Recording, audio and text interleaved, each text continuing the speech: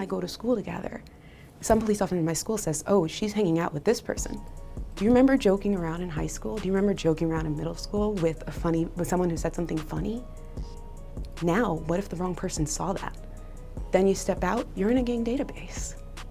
You're looking at the entire color wheel is potentially a reason for demarcating somebody as a gang member or a gang affiliate.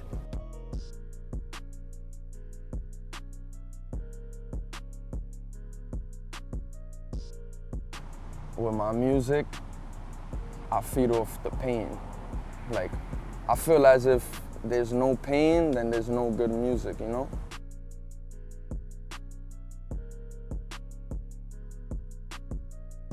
I don't know for whatever reason that happened, but I feel like they was just assuming they know what happened. In the article, they try to say that I was a gang member. That was wrong. After that, he had police officers that would start showing up to his gigs the day before and talk to like the promoter. They would talk to the club owner or whatever, and they'd be like, if you allow him to perform, we'll shut it down. And so that's a huge violation of like your right to contract. I mean, it's constitutional violations, freedom of association. There's like an endless number of violations there.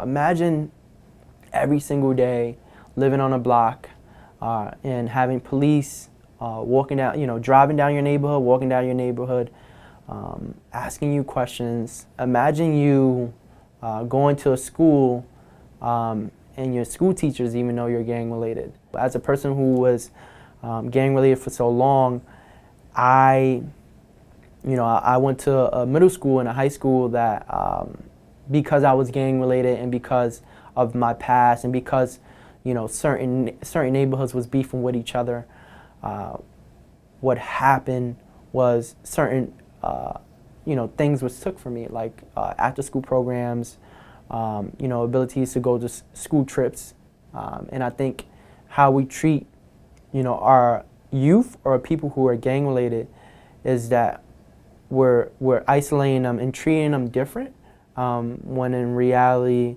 they should be treated as just like human beings. What law enforcement and prosecutors tell us, and what the media repeats over and over, is that gangs are bigger, badder, more violent, and the greatest threat to our safety in this country. And that's not true. There's a certain facts that we have to get right, is that 90 to 95% of crimes that are violence are not done by people who are gang related. And when we look at this idea that people who are gang related are out there actually doing crime, is no, these are guys who have a brotherhood, a sisterhood, who grew up together and just trying to find out, a way to, escape poverty.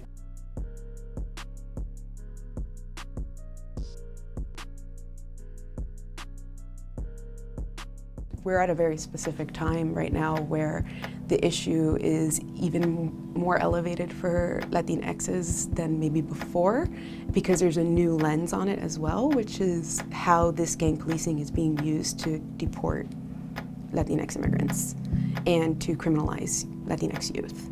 If you talk to an immigrant attorney who's representing an unaccompanied minor, out of nowhere, they were all over the place. They were popping up, gang allegations in their immigration files. And where were they coming up from? Schools. So you got a suspension in school that was about a gang-affiliated gang-affiliated social media, no real definition of what those things are. And then somehow that's landing in someone's immigration file and is a basis for them being deported from the country. Even if someone's a gang member, that's not a crime. You're not actually a criminal until you commit a crime. So just off of even people that's gang members in their area, I feel like they shouldn't even be getting harassed either, because they're not doing nothing. You could be a gang member and you could be a full-time father, going to work, taking care of your family. From what I see with other people, I know it's not right.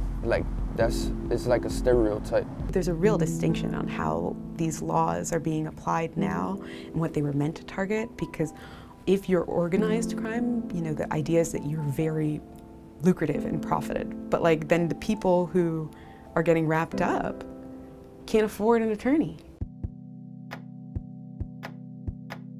They filed a TRO, and we did a temporary restraining order in federal court, and it was granted, which is great. And so he was allowed to perform that evening, and everything worked out.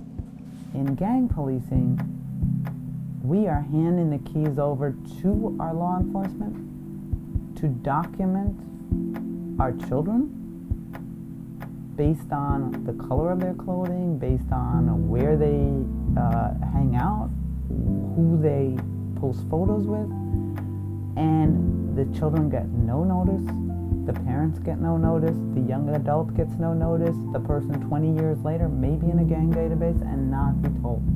So if you care about stop and frisk, then you should absolutely care about gang policing and gang databases.